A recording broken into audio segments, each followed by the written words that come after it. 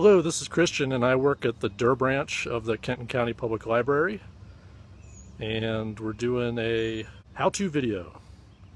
And if you've been out here to the Durr Branch, which is in Independence, you may have noticed that we've started a little garden on the side of the library. And so I thought that the how-to video that I would do would be related to the garden. So I'm going to spin the camera around and show you what I'm thinking about. So here is the bean fort that I put together, and who doesn't love a fort? We all build forts when we're kids, and it's great as a big person to be able to build a fort, and especially one that's a living fort and will provide shade and also sustenance. Okay, so let's walk over and take a closer look at the fort. Of course, it's just a skeleton now, but hopefully this thing will be covered in foliage. Around the back is a secret entrance, or what will someday be a secret entrance. And then you enter the fort, and you can hang out inside of the fort. We got some little maple trees that are growing here, which I haven't had the heart to pull. So I'm gonna let them hang out. Maybe I'll just grow some trees in here and they'll just push the fort up and out. It'll become a tree fort. Haha. So how do you build a fort like this? Well, this is my first time building a bean fort, so I will simply tell you what I did. Maybe people have better ideas, which I'd love to hear if you want to leave comments, of course. I got some branches that had fallen down in the woods near the library, and I dragged those out of the woods. You can certainly use pieces of wood, bamboo poles I've seen people use, but I wanted to kind of scrounge for things that were nearby, so that's why the logs are surrounding the floor of the bean fort. So you want to pick a spot. I chose the size of this by laying down and marking from my feet to my head. I don't know why I did that, but it seemed right. I wanted to be able to stand up inside this thing, and I also figured a couple people might want to hang out in here, and so I just thought about like maybe 2 children or 1 big person, and I dug up the grass, tilled the ground, tilled the soil, added a few things to the soil because we have just straight clay soil out here, and then I surrounded the ground with the logs, which I also scrounged from the woods. I buried the branches. There's another little maple tree there. I buried the branches about 6 inches into the ground,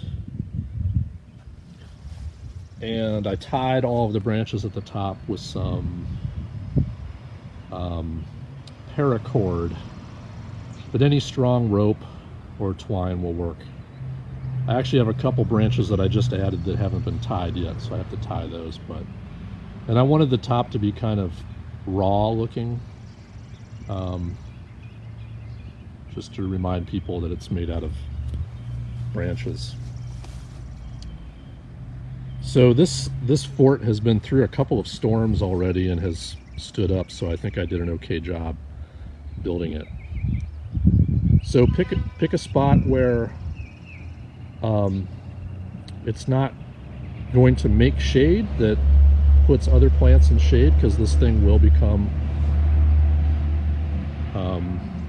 covered in foliage most likely, and you don't want other plants that are going to be affected by its shade. So I thought about its position when I just where the sun is during the day and the position of the sun, so I kept that in consideration.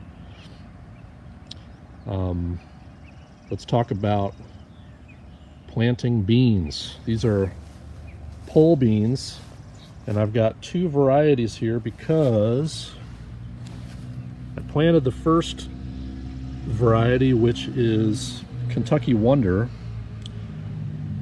and some of them didn't come up. So these smaller plants are actually Blue Lake beans, and something is eating my beans, and I need to figure out what that is. If anybody knows what eats pole beans, they're going at it. Let me know in the comments. Any help is appreciated. So I've got two varieties of pole beans here. I planted them an inch deep, the seeds, and about 3 inches apart. And what I've read is it's good to mound up the dirt that you plant in. I did not do that, but I'll probably try that next time. I believe that's because you want to keep moisture off of the leaves, and pole beans like drained soil. They don't like sitting in very moist soil, so they like wet soil but not overly wet, from what I've read. And I didn't plant these right on top of each other because I want there to be space between the plants for air to pass through, so that'll help them to be healthy. So these guys are just getting started, and although they're being kind of devoured by something, they are progressing, and eventually they're going to reach and start wrapping around the branches and growing up the side of the fort. I put straw down as a mulch to try to retain some moisture in the soil. Again, I'm dealing with very clay, just a clay slab of ground here. And I'm probably moving faster than I should. I probably should have spent a year developing the soil, but of course I was impatient and I wanted my dream fort, my bean fort dreams, to become a reality. So yeah, the straw is just a mulch, and it's also a bedding for, if this is ever a fort, people can get inside and have a decent surface to sit on. And here are the rest of the plants.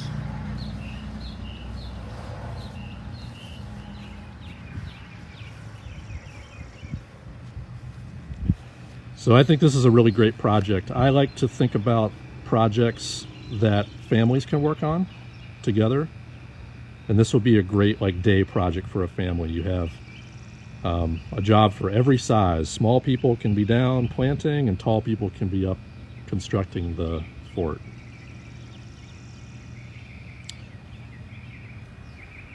I'll just pan across the rest of the garden so far real quick.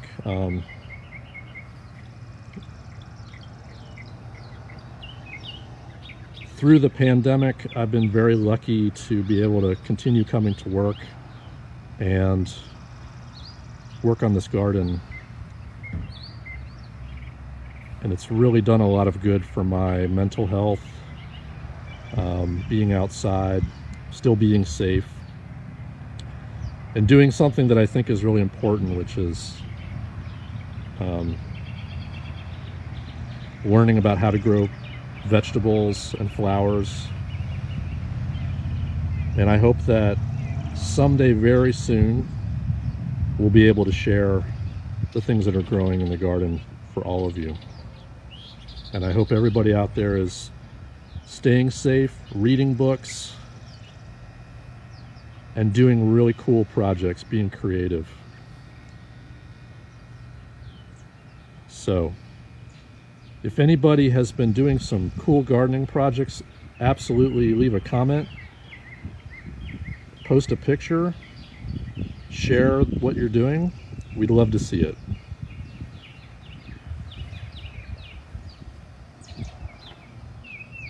And we'll check in later on the progress of the bean fort. Hopefully it grows up to be a strong, green, leafy fort. All right, this is Christian signing out from the garden. Bye.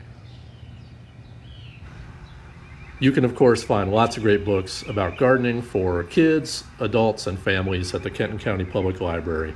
Here's just one example. Easy peasy gardening for kids. There's lots of fun projects in this book, and there just so happens to be instructions for how to build a bean fort.